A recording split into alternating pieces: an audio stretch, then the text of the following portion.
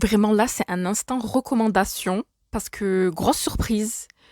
En gros, pour le fun, hier, je me dis tiens, il y a quoi sur le catalogue de Netflix, etc., etc. Je tombe sur un drama Thai, mais que j'avais déjà vu la miniature genre plein de fois et j'étais en mode vas-y, ça va être trop cringe. Ça s'appelle Ready Set Love et en plus, il y a genre 6 épisodes qui font une heure et quart, quelque chose comme ça. Et à voir la bande-annonce, tu te dis bro, ça va être cringe de fou. Genre, c'est des meufs qui se battent pour épouser des mecs, tu vois. Et je me suis dit, yet again, des meufs contre des meufs pour des mecs. Genre, un peu flemme, tu vois. Mais, je sais pas ce qui me fait finalement prendre cette décision drastique d'enclencher le truc et de regarder. Mais je me tape une barre tellement incroyable que finalement, j'ai binge-watché genre les 6 épisodes avec ma mère. En gros, le concept de base, c'est que suite à une épidémie et tout, va pas me demander l'explication de l'épidémie, je ne sais pas, personne ne sait, on n'est pas là pour faire des recherches scientifiques. La population masculine, elle a grave diminué du genre que en Thaïlande, la population, elle est 99% c'est des femmes. Et le 1% restant, miskin, en fait, ils ont compté le nombre d'hommes qu'il y a dans le bled et il y en a genre 317, un truc comme ça, pour toutes les femmes thaï du pays, tu vois. Et j'étais genre, ah oui, quand même. Ah oui, quand même. Et donc, les hommes sont tellement rares qu'ils sont considérés comme des trésors nationaux. Jusque-là, j'étais yes, ok, j'ai levé les yeux au ciel, j'ai fait les hommes des trésors nationaux, bien sûr. Attends, trésors nationaux, non? C'est des trésors nationaux? Au secours! Je fus tellement troublée par cette information que j'en ai perdu mon français. Bon, bref, c'est des trésors nationaux. Et ils sont tous élevés séparés du reste de la population, donc féminine. Ils sont élevés que entre hommes, dans ce qu'ils appellent the farm, genre la ferme. Et déjà, rien que le titre, t'es... Ok, on aurait pu dire genre l'école des hommes. Non, on a décidé d'appeler ça la ferme. J'étais... c'était pas du tout foreshadowing du fait que c'est du bétail, mais ok. Ok. Et on les élève comme ça, genre toute leur life, etc. Jusqu'à ce que, on les mette, comment dirais-je, on les mette sur le marché de l'amour. C'est-à-dire que tous les 4 ans, le truc c'est les Hunger Games, tous les 4 ans, il y a une compétition du style émission de télé-réalité d'amour qui fait qu'ils prennent les mecs qui sont adultes, genre ça y est, ils sont arrivés à maturité, miskin, ils sont majeurs, tout ça, et on les fout dans cette émission en mode pour que des femmes fassent une compétition entre elles et les épousent. C'est ça le pitch de départ. Je me dis, ok, let's go. Du coup, le truc commence, en fait, il y en a 5 qui sont, ça y est, c'est leur saison, c'est la saison 7 de Ready, Set, Love, c'est littéralement le nom de cette émission de dating. Ils sont 5 à devoir participer cette année-là, etc. Et l'héroïne, elle est claquée au sol dans le sens où déjà elle s'en bat les couilles de cette émission, mais alors dans les grandes largeurs. Et elle, ce qu'elle veut, c'est ramener la moula à la maison pour s'occuper de sa sœur, parce que sa sœur, elle a un problème de santé qui fait que, elle a besoin de sous pour son traitement, tu vois. Et en fait, sa sœur, elle fait que l'inscrire à cette émission pour qu'elle soit tirée au sort, parce que sur 50 candidates qui vont participer à l'émission, on rappelle, hein, il y a 5 mecs en jeu, non parce qu'ils sont en jeu, hein, littéralement c'est ça, il y a 5 mecs en jeu, il y a 50 meufs qui vont se faire la compétition, se tirer la bourre pour les péchos. J'étais genre, ah oui, concept quand même. On est sur un exponentiel x10, quoi. Bon, bref. Sur les 50 qui vont participer, il y en a 5 qui sont tirés au sort parmi le peuple. Sinon, les 45 autres, c'est des meufs de la haute société et tout. Et là, tu te dis, mais ok, mais comment on fait partie de la haute société dans cette histoire assez dystopique, finalement? Il faut faire partie de the family, genre la famille, où c'est que des gens issus de procréation naturelle. Genre, en gros, si tu veux, il y a un gars de l'émission, il a épousé une meuf, ils ont fait un gosse, ce gosse fait partie de the family, parce que il est né biologiquement avec un père et une mère. Tandis qu'il y a plein d'enfants qui naissent, mais c'est parce que c'est de la procréation assistée. Je cherche pas. Ils se sont débrouillés, enfin les femmes se sont débrouillées à faire en sorte de pouvoir faire des enfants sans avoir besoin des hommes. Déjà, je suis en mode, est-ce que c'est pas un monde qui est trop bien? Genre dehors les hommes, c'est bon. a plus besoin de vous. Et le truc, ce qui est fou, c'est que il y a eu cette épidémie qui a tué la population des hommes, mais en plus, toutes les naissances sont majoritairement des filles. Donc même si elles arrivent à tomber enceintes, majoritairement, elles vont engendrer encore et encore des filles. C'est hyper rare d'avoir des hommes, tu vois, donc c'est la galère. Et donc cette micro-société luxe, en mode oui, on est la haute société, c'est nous les bourges, c'est ceux qui sont issus de parents biologiques, en fait. Enfin, tes parents biologiques, même si tu es truc assisté, mais tu m'as compris, genre un père biologique et pas un truc random qu'on a réussi à créer. Du coup, cette meuf se retrouve malgré elle, l'héroïne, impliquée dans ce tirage au sort parce que sa sœur l'inscrit, et en fait, elle gagne, et elle fait partie des 5 meufs du peuple, genre les pauvres en fait, à être tirées au sort pour participer à cette émission. Mais elles sont contre Car, le poireau. Genre vraiment, elle est là en mode, bon, j'y vais pour faire plaisir à ma sœur, mais en vrai, je m'en cogne. Coup de théâtre. Bon, déjà, elle est en train de s'empiffrer sa balle parce qu'elle est en mode let's go, on profite. Coup de théâtre, au moment du tournage des premières épreuves, sa sœur est emmenée à l'hôpital, etc. Et elle apprend par une meuf de la prod qui lui dit en fait, meuf, tu devrais prendre au sérieux cette compétition parce que si jamais tu es sélectionnée et que tu gagnes et que t'épouses un de ces mecs-là, ben tu feras partie de The Family. Et du coup, ta sœur pourra profiter des meilleurs soins pour s'occuper d'elle, en fait, pour son traitement et tout. Et là, la meuf, elle est en mode, bon, bah, let's go, quoi. Donc, je suis en mode, ah oui, on appuie encore plus sur la pauvreté des gens et la misère des gens et leur situation merdique pour leur faire jouer à ça, parce que la meuf de la prod, tout ce qu'elle veut, c'est faire des vues, c'est que son émission, elle fonctionne. Et quand il y a quelqu'un du peuple avec une histoire larmoyante qui est là, ça fonctionne toujours bien, les codes, ils marchent. Donc, c'est en mode, ok, let's go. Donc elle participe à cette émission un peu plus sérieusement, où elle se met en tête de vraiment réussir à pécho un des gars. Bon, s'en bat les couilles, hein. Encore une fois.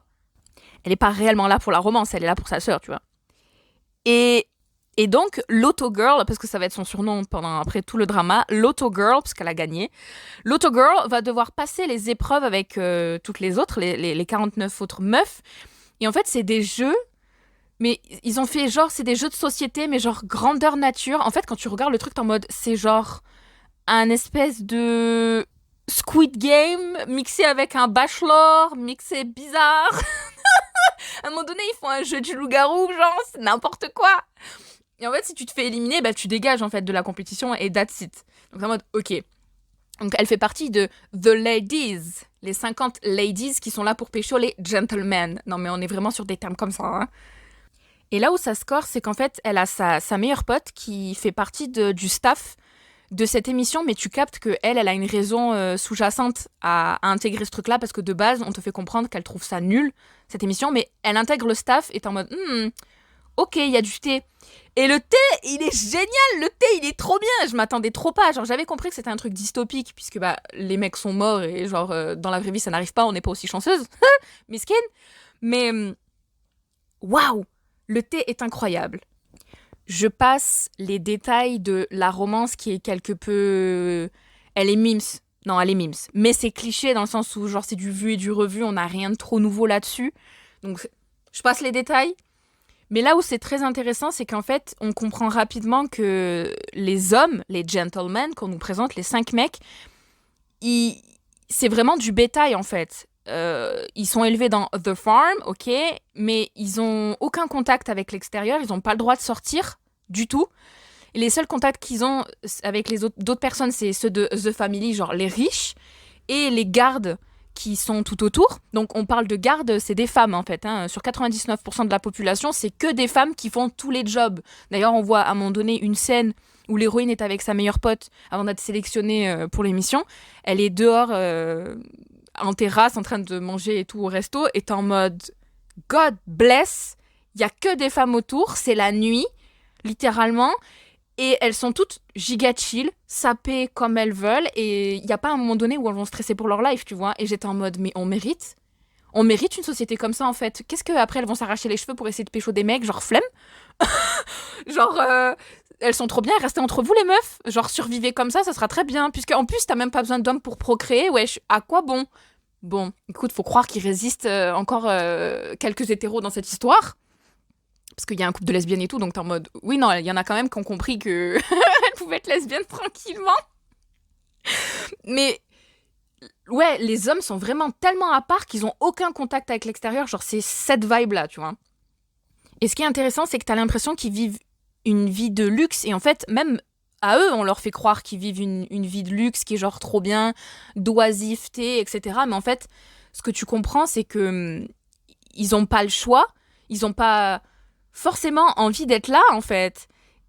Mais c'est comme ça. Tu es un homme, alors tu es mis à part, élevé à part, et ils sont utilisés pour des pubs, ce genre de choses-là, pour l'émission, pour faire des thunes, etc. Mais sinon, ils ont pas de bonjour, c'est quoi ta passion? Bonjour, c'est quoi tes rêves? Mais tu n'en as pas en fait, car tu n'existes pas en dehors de la ferme. Tu n'es personne en fait, tu n'existes pas en dehors de ton identité de genre, tu n'existes pas en dehors du fait que tu es un homme et that's it. Et j'étais, ah oui, quand même.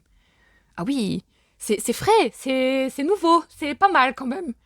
Et j'ai été hyper surprise de constater que à la fin de cette compétition, je me dis, ok, les meufs, elles se battent entre elles pour faire partie des 5 meilleures, être sélectionnées, et après, ben, les gentlemen, ils vont les choisir. Genre, ah, elle, c'est ma meuf sûre, je choisis elle, ou par défaut, ok, il reste que elle, je prends elle. Mais en fait, pas du tout. C'est-à-dire que c'est les meufs qui sont en compétition les unes contre les autres, éliminent les autres meufs, etc., etc. Et à la fin, quand il n'en reste que 5, c'est elles qui choisissent le mec qu'elles vont épouser. Genre, jusqu'au bout du truc, ils ont aucun pouvoir sur ce qui leur arrive. Genre, j'ai trouvé ça horrible et incroyable et affreux. En fait, dans ce drama, ces hommes, c'était des femmes. Je reviendrai à cette citation iconique de Barbie quand ils sont dans les bureaux de Mattel et que le mec il fait je suis un homme sans pouvoir, est-ce que ça fait de moi une femme? Littéralement, c'était ça en fait.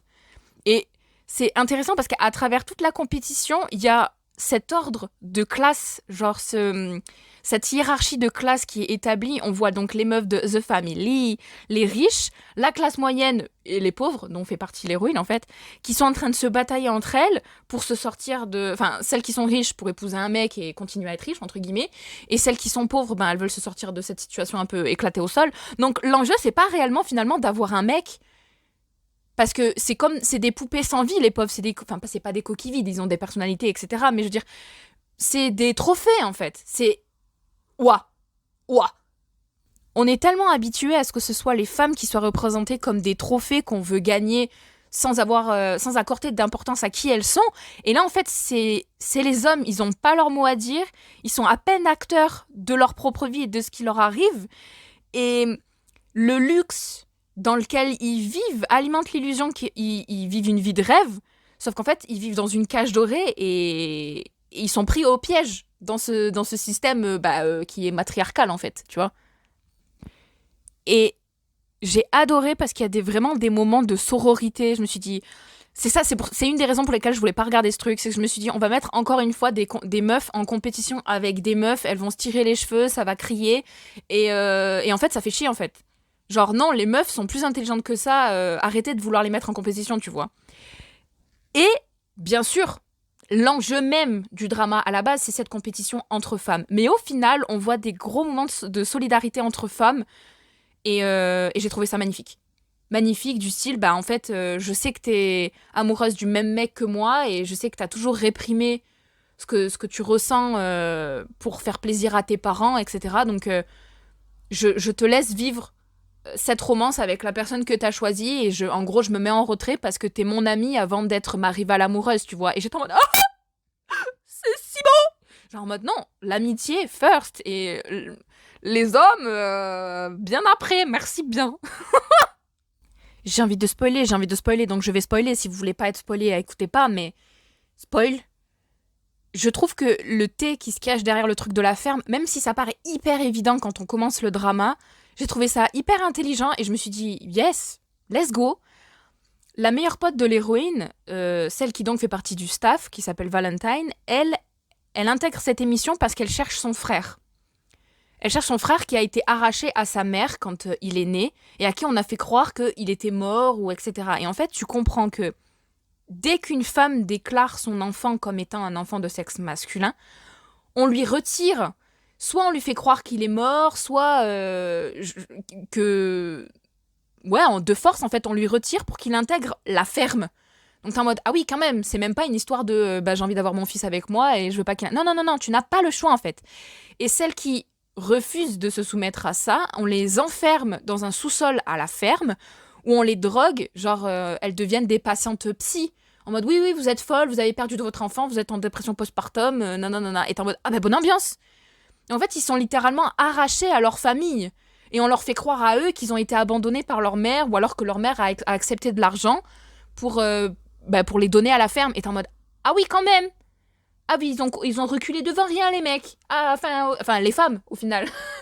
Ok, d'accord. Donc Valentine, elle fait partie d'un réseau qui s'appelle City Ground, qui vise à libérer les hommes de la ferme, en mode laisser-leur vivre leur vie tranquille, en fait. Ils méritent pas ce qu'on leur inflige.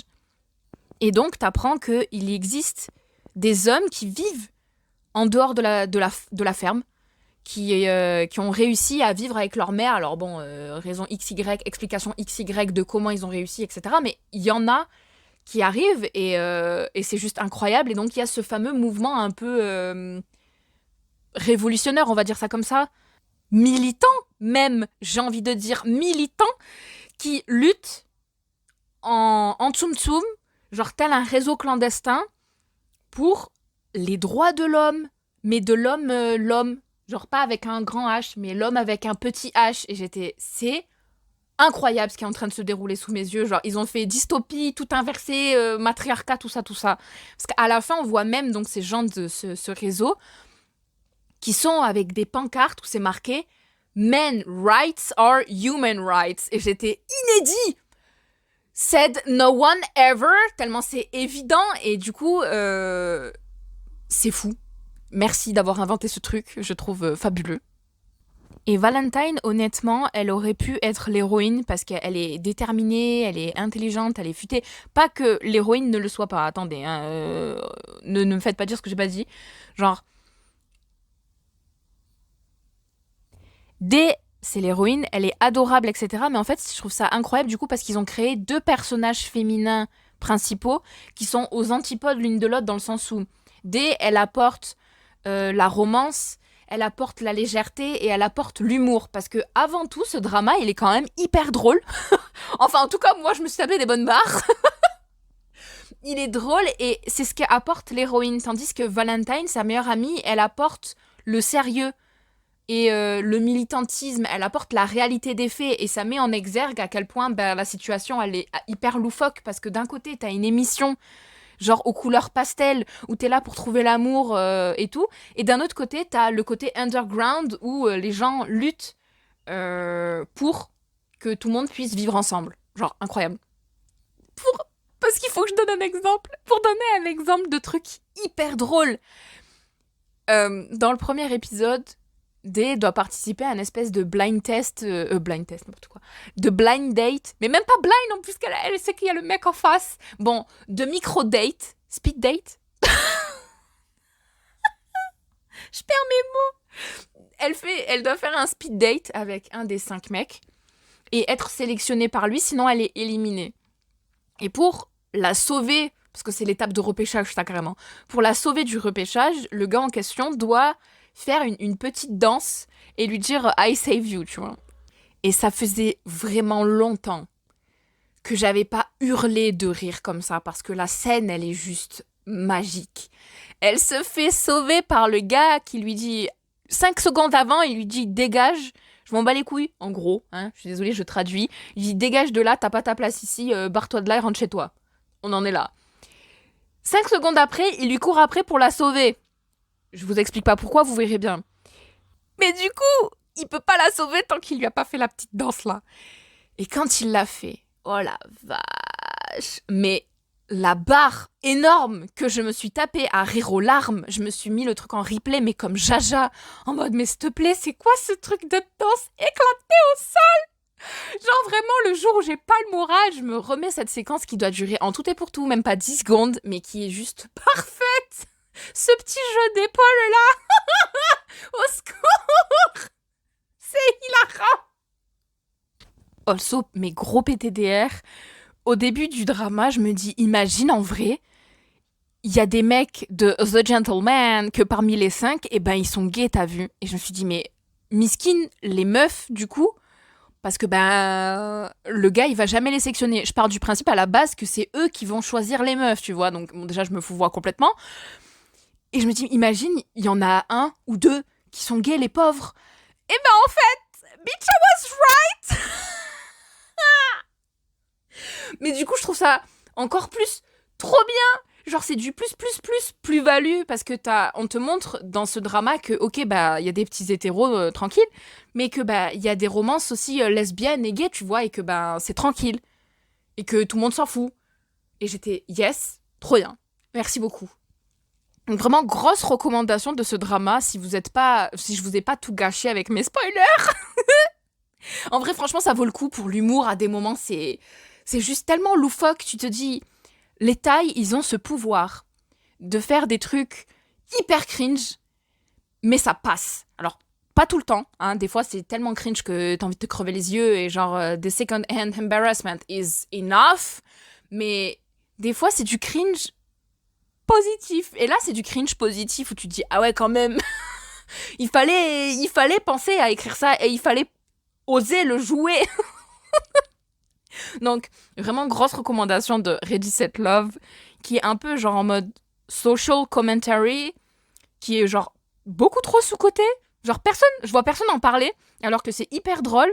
Et en même temps, ça a ce schéma inverse du patriarcat qui présente son univers d'une certaine manière, genre on dirait une fiction d'anticipation, un espèce d'univers alternatif matriarcal. Donc, trop cool. Trop frais. En plus, c'est un format qui est court, genre 6 épisodes de 1 heure. Ça se voit d'une traite. Les acteurs sont bons, la musique est bonne, le décor est beau. Très bonne réal. Donc, let's go. Voilà, let's go. Et je peux pas vous laisser comme ça parce que faut que je continue à spoiler en fait. Let's go en sachant que la fin va peut-être en décevoir certains.